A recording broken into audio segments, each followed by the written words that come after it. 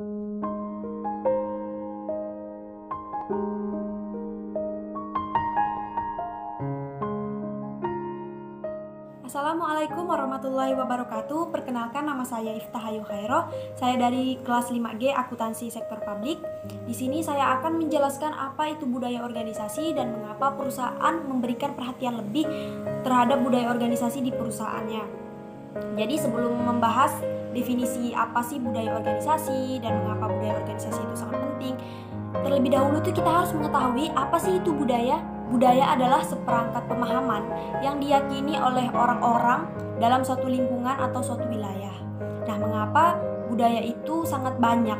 Ya, di Indonesia terdapat berbagai macam suku, berbagai macam pulau dan sebagainya. Jadi menghasilkan pemikiran-pemikiran yang berbeda dari orang-orang yang berbeda pula. Nah, itulah yang disebut dengan budaya. Nah, budaya organisasi itu apa sih? Jadi budaya adalah suatu pemikiran dan organisasi adalah tempat. Organisasi itu tempat atau platform di mana terdapat berbagai macam individu dari berbagai latar belakang, dari orang yang berbeda-beda. Mereka bersatu lalu bekerja di sebuah perusahaan untuk mencapai tujuan bersama dengan target tertentu. Nah, kenapa budaya organisasi ini penting dalam suatu perusahaan? Karena budaya organisasi itu mencakup segala aspek dalam lingkungan kerja perusahaan. Nah, disinilah perusahaan memberikan konsen terhadap budaya organisasi di perusahaannya supaya semua urusan permasalahan dapat dicari solusinya bersama-sama. Nah, sebenarnya budaya organisasi adalah suatu kekuatan sosial yang tidak nampak, namun dapat menggerakkan orang-orang di dalam suatu organisasi itu untuk melakukan aktivitas kerja. Jadi budaya organisasi di perusahaan dapat meningkatkan produktivitas. Selain itu, terdapat filosofi, visi, dan misi perusahaan yang menjadi kekuatan atau power bagi sebuah perusahaan dalam menjalankan aktivitas kerjanya. Budaya organisasi secara sederhana itu dapat diartikan sebagai bagaimana suatu hal dapat dipecahkan di dalam organisasi. Budaya dalam suatu organisasi itu mencakup sekumpulan filosofi, pengakuan, dan nilai-nilai yang terkandung di dalamnya. Selain itu, budaya organisasi menjadi bagian dari teori komunikasi seperti tindakan, interaksi, obrolan, kebiasaan, dan prinsip yang terkait. Di sini saya mengambil contoh dari perusahaan Google yang memiliki budaya organisasi yang sangat-sangat baik. Jadi Google itu menciptakan budaya organisasi atau budaya kerja yang menarik dan memotivasi namun tetap santai. Jadi Google mendorong karyawannya untuk bekerja dimanapun dan kapanpun tanpa seragam atau pakaian yang rapi. Mereka boleh membawa hewan peliharaan ke tempat kerja, lalu di tempat kerja disediakan tempat yang nyaman, banyak makanan dan sebagainya. Jadi budaya organisasinya itu dimulai dari karyawannya dan dengan menciptakan lingkungan yang nyaman bagi karyawannya untuk bekerja, sehingga budaya organisasinya itu menjadi sangat-sangat luar biasa. Mereka tuh hanya rapat 1 kali seminggu, namun semua kesulitan atau permasalahannya dapat diselesaikan dengan baik karena budaya organisasinya yang baik dan menjalin komunikasi yang baik antara karyawan sama pimpinannya. Itulah mengapa perusahaan seharusnya lebih memperhatikan lagi budaya organisasinya dan membangun budaya organisasinya yang lebih baik untuk kedepannya sehingga di lingkungan kerjanya itu menjadi nyaman. Selanjutnya yaitu fungsi dari budaya organisasi.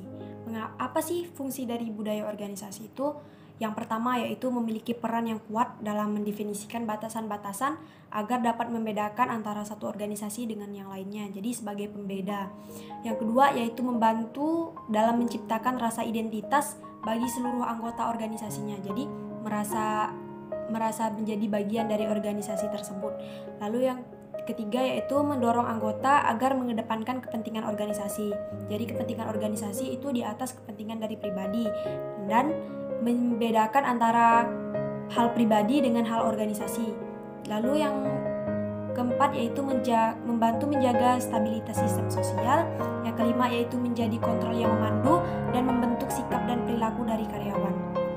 Lalu langkah-langkah bagaimana membangun budaya organisasi yang baik itu dimulai dari diri sendiri atau dimulai dari pikiran kita sendiri untuk berubah menjadi lebih baik lagi, kemudian direalisasikan dan dilakukan contoh nyata atau sikap dan tindakan kita untuk karyawan baru akan diajarkan bagaimana budaya kerja di perusahaan tersebut sehingga sampai nanti akan tertanam dan menumbuhkan kebiasaan kebiasaan-kebiasaan baik dalam lingkungan kerja. Selanjutnya yaitu jenis-jenis budaya organisasi ada 2. Yang pertama yaitu closed and autocratic culture, di mana pemimpin perusahaan merasa keputusannya lah yang terbaik dan tidak bekerja sama secara maksimal, tidak berkomunikasi dengan baik bersama tim yang lain, tapi dia memutuskan berdasarkan pemikirannya sendiri.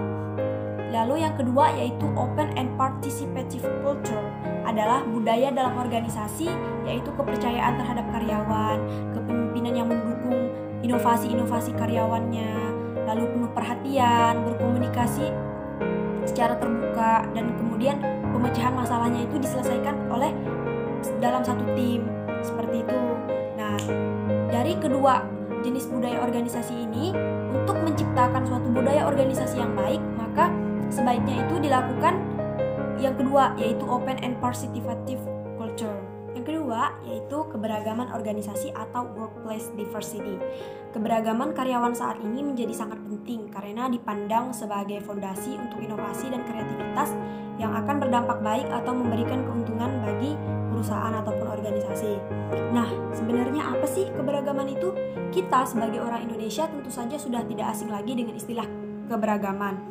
Bahkan semboyan negara kita aja Bhinneka Tunggal Ika. Jadi keberagaman itu adanya keberadaan berbagai jenis orang dari jenis kelamin yang berbeda, ras dan suku yang berbeda, kelompok usia, latar belakang budaya, pendidikan, dan sudut pandang yang berbeda di tempat kerja. Lalu mengapa keberagaman itu penting? Bukannya keberagaman itu nantinya akan menjadi pemecah belah di dalam perusahaan. Tidak. Karena organisasi itu dapat memperoleh berbagai pandangan, kemampuan, dan berbagai hal untuk mengatasi permasalahan-permasalahan organisasi dan dapat juga meningkatkan efektivitas perusahaan jika dilakukan manajemen yang baik. Bahkan sebuah penelitian oleh majalah Forbes mengungkapkan bahwa keberagaman merupakan suatu komponen penting dari kesuksesan sebuah platform global. Implikasi keberagaman di tempat kerja juga tidak bisa dihindari. Keragaman di tempat kerja dipahami sebagai suatu pendekatan di dalam bekerja di mana seseorang membawa perbedaan kepentingan dan pengetahuan yang dapat menciptakan konflik jika tidak dikelola dengan baik atau tidak dimanajemeni dengan baik. Namun, dalam keragaman organisasi ada beberapa hal yang membawa dampak positif, yaitu diantaranya 1, perbedaan usia. Mengapa perbedaan usia memberikan dampak positif? Karena ketika usia tua dan usia muda bekerja sama dalam satu tim, maka yang usia tua akan memberikan pengalaman mereka bekerja, bagaimana cara-caranya, atau bagaimana mereka menyelesaikan suatu permasalahan kepada karyawan baru atau yang masih berusia muda. Nah, yang berusia muda akan melakukan tindakan atau aksinya karena saran dari yang usia tua tersebut. Yang kedua yaitu perbedaan pendidikan. Perbedaan pendidikan juga sangat memberikan dampak positif terhadap perusahaan. Kenapa demikian? Karena latar belakang pendidikan atau jurusan yang orang ambil pada saat mereka menempuh pendidikan, jika dikolaborasikan atau jika mereka bekerja sama akan menghasilkan sesuatu ide yang sangat luar biasa. Atau jika dalam suatu hal pekerjaan, misalnya anak akuntansi yang akan menghitung biaya dan sebagainya, lalu anak teknik yang akan mengerjakan proses pengerjaannya jika dalam membuat suatu produk, maka anak marketing yang akan melakukan pemasaran produknya. Maka dari itu perbedaan pendidikan sangat memberikan dampak positif kepada perusahaan.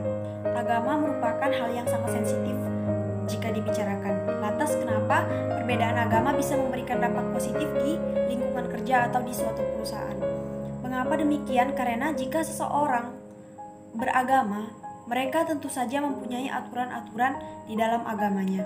Dan jika mereka bekerja sama dalam satu tim, maka mereka akan menimbulkan rasa toleransi atau tenggang rasa terhadap satu sama lain. Yang keempat yaitu perbedaan pengalaman. Nah, seseorang dengan pengalaman yang banyak maka akan mengajarkan kepada orang baru yang cenderung belum memiliki pengalaman kerja. Perbedaan yang kelima yaitu attitude. Mengapa attitude memberikan dampak positif terhadap perusahaan? Karena kita sehari-hari akan berinteraksi dengan orang lain, berinteraksi dengan atasan, maka yang kita perlukan adalah attitude.